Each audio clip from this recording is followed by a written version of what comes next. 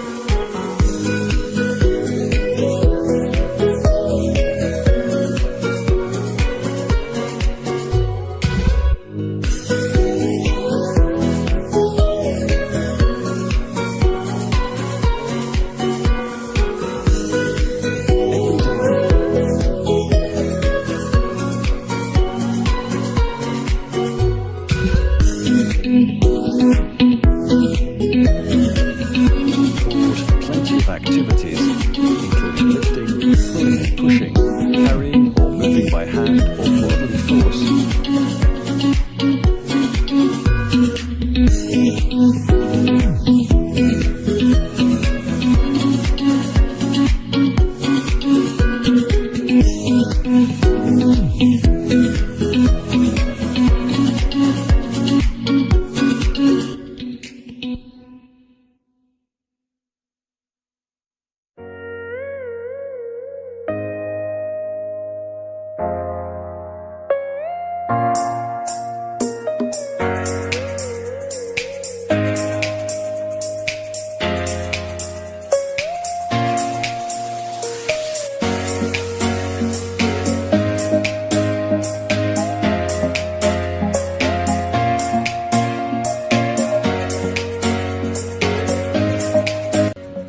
To design video, I hope all row a good knowledge to what are question in the software.